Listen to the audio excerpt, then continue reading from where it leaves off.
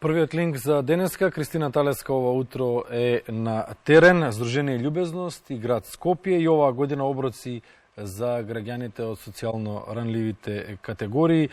Кристина е заедно со Тони Станковски од Здруженијето Љубезност. Кики, добро утро, дали се слушаме?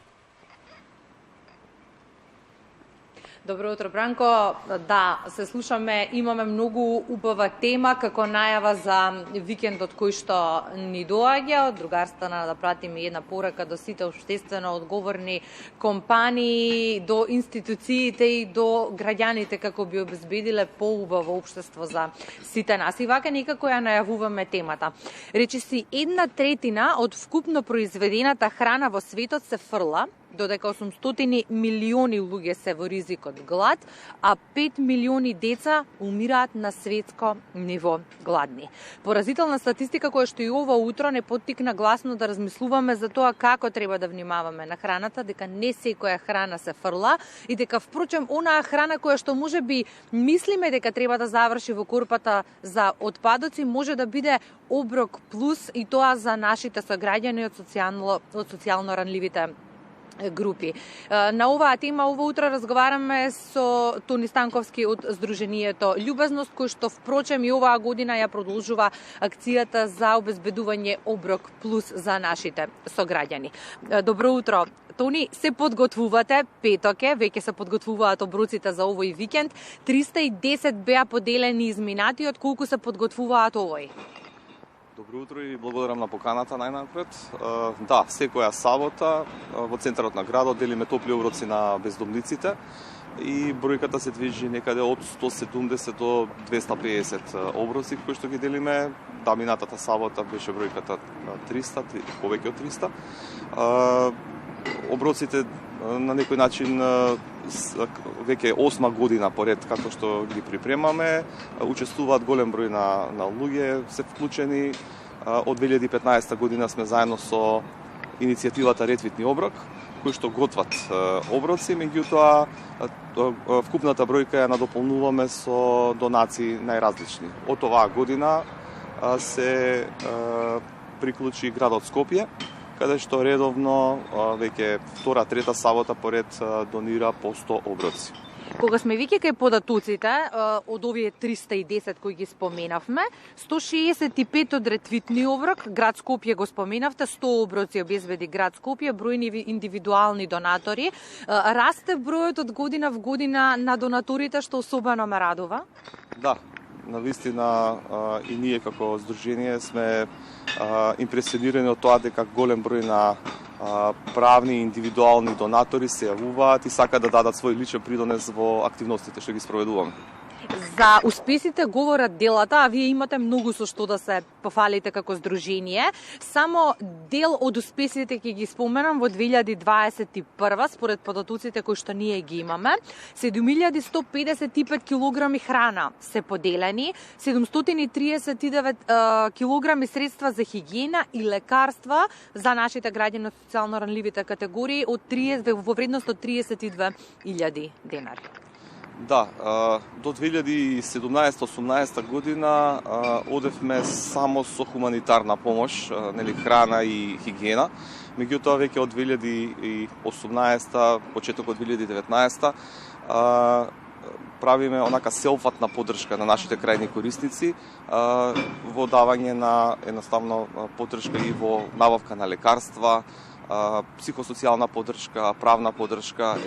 Од јули 2021 година ова успеавме некако да го интегрираме заедно со нашите соработници Сонце од Тетово и Каритас Македонија, каде што заедно сме во еден заеднички проект кој што е финансиран од Сојузното Министерство за социјална грижа на Република Австрија. И не се опирате тука, од она што го знам, активно работите и на тоа голем дел од нашите граѓани да добијат покрив на главата. И добија 42 лица од она што го знам јас досега, меѓутоа она што е важно е дека не само што е потребно да добијат покрив над главата, туку е потребно да застанат на нозе и да функционираат апсолутно самостојно во ова наше општество. Можно ли е тоа, изводливо ли е? Вдомувањето е предизвик. предизвик во светот, меѓутоа предизвик и за нашето општество. Кога се станува збор за вдомување, не се мисли да ставиме некого некаде само и толку, да го заборавиме, него тоа треба да биде вдомување со поддршка. Значи, оној процес на ресоциализација, реинтеграција, да може да се снајдат во новите услови во кои што се наоѓаат, да може да им се даде онака целосна поддршка, многу е потребно. Затоа се надеваме дека во овој следен период вдомувањето со поддршка ќе стане дел од агендата на нашата земја, за да може да се имплементира онака како што имаме убави примери, добри пракси од светот. Но дел од нашите граѓани имаат покрив на главата, но се чини едва и крпат крај со крај кога станува збор за финансиски да се издржи месецот. И тука излегувате во пресред со тоа што им овозможувате и на индивидуалците и на компаниите да се вклучат хуманитарно, плаќајќи ги сметките за струја и за вода на нашите сограѓани. Како може ние да се вклучиме оваа година во целиот овој процес? Да, значи имаме голем број на граѓани кои што иако работат некаква работа не можат нели да покријат месецот со своите трошоци. Посебно во овој период на пандемија, овие 2 години имавме многу примери каде што луѓе кои што биле претходно вработени остануваат без работа, се наоѓаат во некоја тешка ситуација и едноставно предизвикот е голем. Ние имаме база на податоци на наши крајни корисници кои што ги обслужуваме во текот на годината и согласно нашите можности и услови сите активности ги насочуваме во тој правец. Не можеме да офатиме голем број нели на крајни корисници затоа што во нашава земја според некои податоци се 20%, 21% во ризик на сиромаштија. Тоа е голема бројка, нема ниту организација, ниту државата може сите нели да ги покрие, така да согласно можностите и условите го правиме тоа. Како што рековте, и во делот на плаќање на сметки за струја и вода, заедно со уште една иницијатива на посветени млади луѓе, а тоа е иницијативата Ways to Help, се направи платформа каде што граѓаните, индивидуалците, значи правните лица можат да пристапат на платформата и да платат нечија сметка. Така да податоците се онака задоволителни. 21 година се платија сметки во вредност од 37.000 евра. На тоа се платија сметки 1150 сметки на повеќе од 140 семејства. Многу од нив после подолго време повторно засвети сијалицата во нивниот дом. Некој се отргна од долговите со проблеми со извршители, така да има најразлични начини на кои што можеме да им дадем, мислам да им помогнеме на нашите сограѓани кои што се најдат во ваква или некоја слична ситуација. Споменавте бројот на донатори се зголемува, што ми е особено драго, но и еве за крај на разговорот ќе упатим уште еден апел до компаниите, до маркетите кои што според податоците фрлаат страшно големи количества на храна. Целата таа храна може добро да се спакува, организира и да обезбеди оброк плюс на граѓаните на кои има потребна. Да, секако. Кога зборуваме за храна, не зборуваме за остатоци на храна, него зборуваме за вишок на храна. Кој што остава... Корисна храна која што може да се искористи како оброк. Корисна и безбедна за користење. Така да, има голем број на маркети, ланци на продавници, фирми, компании, магазини кои што работат со храна и навистина на дневно ниво се фрла голема количина на храна.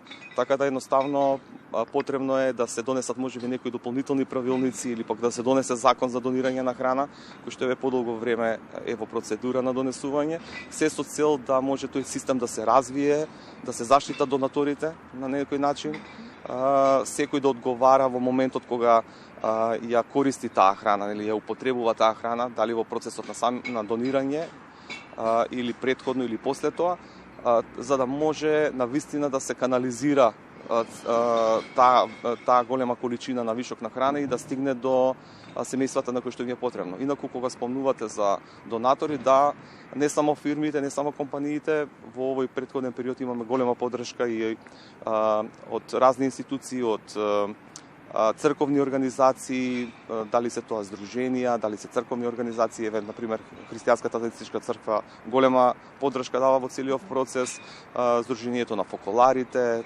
Така да, навистина сите можеме да дадеме придонес на свој начин. Има ли доволно волонтери кои што ја подготвуваат храната, уште тоа за крај?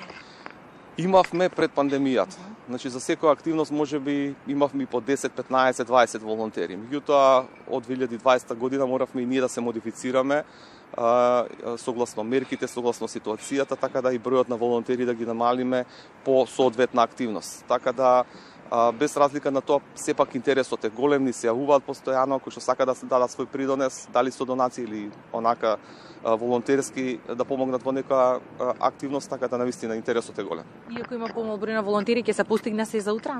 Да, ќе се постигне и еве и утре по кој знае кој пат, нели секоја сабота се реализира оваа активност без разлика дали се минусни температурите, дали е плюс 50, минус 20, дали се новогодишни празници. Ние, како секој од нас што едноставно треба да јаде во текот на денот, треба и тие луѓе едноставно да добијат оброк. И за оние граѓани кои што во моментов не гледаат, или соседи, или пријатели кои што познаваат граѓани од социјален ризик, како може да ве контактираат истите да добијат оброк плюс?